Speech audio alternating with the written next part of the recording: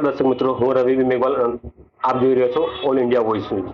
તો આજે આપણે એક એવી જગ્યા આવ્યા છે, ત્યાં એક અમને વ્યક્તિ મળ્યા. એ વ્યક્તિનું 2001માં હાર્ટનું ઓપરેશન થયું હતું અને આજે એ વ્યક્તિ સ્વસ્થ છે, જીમ કરે છે, યોગા કરે છે. એના ઓપરેશન પહેલા અમને એવું ડૉક્ટરે જણાવ્યું હતું કે તમે અડધો કિલો પણ વજન ઉપાડી શકતા નથી, એટલે તમારે ભવિષ્યમાં ધ્યાન રાખવાનું. તમારે દોડ નહીં લગાવવાની, તમારે વજન નહીં ઉપાડવાનું. અગર તમે વજન ઉપાડશો તો તમારા સંગાતે કંઈ એવું થઈ જશે કે તમે વિચાર્યું બી ના હોય. તો આપણે એ વ્યક્તિને મળીશું કે એ વ્યક્તિ કોણ છે અને ક્યારે બાયપાસ થઈ હતી, કયા હોસ્પિટલમાં થઈ હતી અને અત્યારે એમની પોઝિશન શું છે. નમસ્કાર સર. નમસ્કાર. સૌથી પહેલા તમારો પરિચય જણાવશો અમને? મારું નામ છે જયેશ પટેલ. હું વેપાર કરું છું. દરિયાપુર વિસ્તારમાં નિવાસ સ્થાન છે મારું. સર, મેં સાંભળ્યું છે કે તમે 2001માં હાર્ટનું ઓપરેશન કરાવેલું, તો શું થયું તમારે? હું લગભગ 89 થી આઈબીપી મારે હતું અને આઈબીપીને કંટ્રોલ કરવા માટે હું મેડિસિન્સ એટોલોલ 50 લેતો હતો. ત્યારબાદ મને 2001માં રાતના એકાએક છાતીમાં દુખાવો પડ્યો, તો ડૉક્ટરને કન્સલ્ટ કર્યા, એમડી ફિઝિશિયનને કન્સલ્ટ કર્યા. મેં એમને ત્યાંથી રિફર મને વીએસ હોસ્પિટલમાં કર્યો. એપ્રિલ 2001માં આવું થયું હતું રાતના. અને ત્યાં વીએસમાં દાખલ થયા પછી કીધું કે તમને સિરિયસ કાર્ડિયોગ્રામ જે તે એક્સરે ને તે બધી અમને વિગત એ કરી અને જણાવ્યું. ત્યાં કાર્ડિયોલોજિસ્ટ ડૉક્ટરે, સર્જને, ડૉક્ટર ભૃપેશભાઈ શાહ એમનું નામ મને હજી યાદ છે.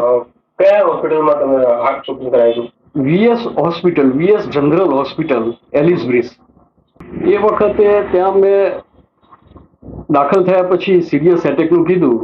તાત્કાલિક સેમ ડે મને 4,500 એ વખતે ઇન્જેક્શન આપ્યું હતું અને બીજા દિવસે એન્જિયોગ્રાફી કરીને અને મારા હૃદયમાં સ્પ્રિંગ એન્જિયોપ્લાસ્ટ જે કંઈક શબ્દ વાપરતા હતા એ સ્પ્રિંગ ઇમ્પોર્ટેડ નાખી હતી અને ટોટલ એનો ખર્ચો ચોક્કસપણે એ નથી મને, પણ લગભગ 1,25,000થી વધારે થયો હતો. અને 4 દિવસ હું ત્યાં વીએસ હોસ્પિટલમાં એડમિટ રહ્યો હતો, આઈસીયુ વોર્ડમાં. અને છેલ્લે જ્યારે મને ડિસ્ચાર્જનો મેં વાત કરી તો પમ્પિંગ નામનો કોઈ ટેસ્ટ કરેલો. હવે પમ્પિંગ કરતા પહેલા મેં એની મેડિકલી જાણકારી માટે ડૉક્ટર સાહેબને પૂછ્યું કે સાહેબ આ પમ્પિંગ શું, કેવી રીતના હોય છે? તો કે હૃદયનું પમ્પિંગ કેટલું થયું છે, ઓપરેશન સક્સેસફુલ છે કે કેમ, એ જાણવા માટેનો આ પમ્પિંગ ટેસ્ટ છે. તો સાહેબ કેટલું બતાડે આમાં, કેવી રીતના હોય છે? તો કે 20% પમ્પિંગ બતાડે તો અમારું ઓપરેશન સક્સેસફુલ છે, એ ચેક કરવાનું છે. તો મેં પમ્પિંગ ટેસ્ટ ત્યાં કરાવી. એ પમ્પિંગ ટેસ્ટ કાર્ડિયો આપણે ત્યાં આગળ વીએસ હોસ્પિટલમાં જ કરેલો. તો 50% પમ્પિંગ મારું આવ્યું. તો એ પણ વિચાર કરતા હતા કે ભાઈ આટલું 50% જેટલું પમ્પિંગ ટેસ્ટ એટલે સક્સેસફુલ ઓપરેશન. એન્જિયોપ્લાસ્ટ, અમારી એન્જિયોગ્રાફી એન્જિયોપ્લાસ્ટ ખૂબ જ સક્સેસફુલ છે.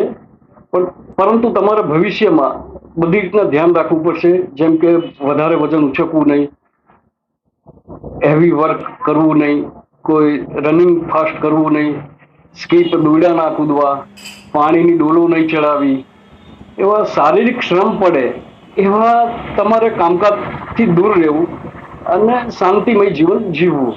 જ્યારે તમે ડૉક્ટરે કીધું કે આ બધી વસ્તુ નથી કરવી તમને, તો તમારા પર શું મંતવ્ય રહ્યું?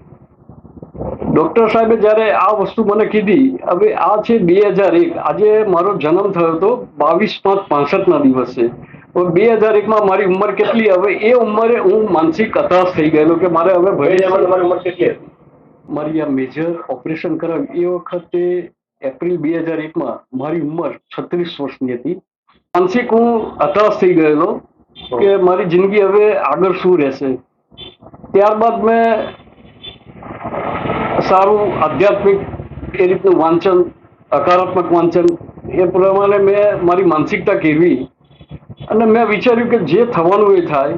હું ધીરે ધીરે હાર્ડવર્ક ચાલુ કરું અને ધીરે ધીરે મારી સ્થિતિ જે હું પહેલેથી, આમ તો લગભગ હું 83-84 સાલથી કસરત અખાડામાં કરતો હતો, જીમ નહીં. અખાડો એટલે દેશી અખાડો, જે આપણે વર્ષો પહેલા શાસ્ત્રોમાં ઉલ્લેખ છે એવો અખાડો કરતો. એ અખાડામાં હું જતો હતો વસંત વ્યાયામ શાળા લાલ દરવાજા ખાતે 83 સાલથી.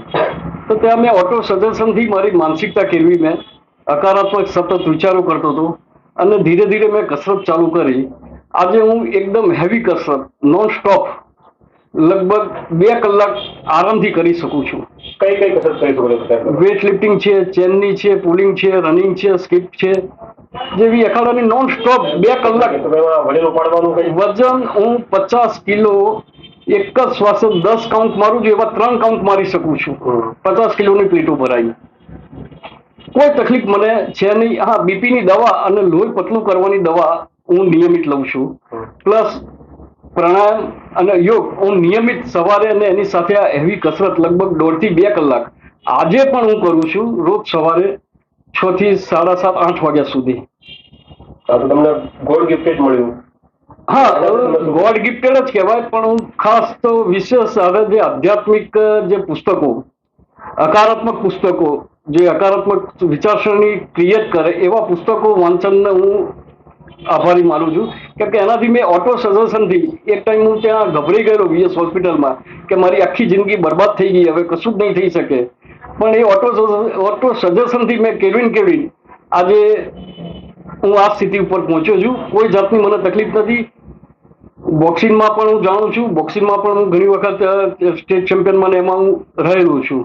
અને હેવી કસરત આજે પણ મારી 58 અત્યારે આજે ઉંમર છે, પણ હું કરી શકું છું. કોઈ પણ જાતની તકલીફ નથી. એટલે મારે કહેવાનો મતલબ એ જ કે ડૉક્ટર સાહેબો જે પણ કહે સાચું છે, ખોટું નથી. પરંતુ જો તમે હકારાત્મક માનસિકતા અને એ નિયમિતપણે અંદરથી તમારું ઓટો સજેશન નિયમિત પ્રમાણે તમારા મન ઉપર કાબુ મેળવીને એ કરવું જોઈએ. જો અને સાથે બીજું થોડું ખાવા પીવામાં ધ્યાન રાખવું જોઈએ. સાત્વિક પૌષ્ટિક આહાર, અને ખાસ વિશેષ તો જે મારા જેવા દર્દીઓ હોય એમનું ખાસ એક હૃદયપૂર્વક અપીલ કરું છું કે નિયમિતપણે સવારે તમે લસણ ખાઓ ભૂખ્યા પેટે, અને ધીરે ધીરે તમે કસરત એકદમ હાઈ લેવલ ઉપર લઈ જાઓ, પણ ધીરે, કોઈ જાતની તકલીફ નહીં પડે. અને સારામાં સારું સ્વચ્છ તંદુરસ્તી ભરેલું શારીરિક માનસિક જીવન તમે જીવી શકશો, જે આજે હું જીવી શકું. અને અત્યારે તમે જે એક્ટિવેટ થઈ ગયા છો, તમારામાં શક્તિ આવી ગઈ છે, તમે જોશપૂર્વક છો, અને તમે રૂટીન ચેકઅપ માટે ગયા હતા?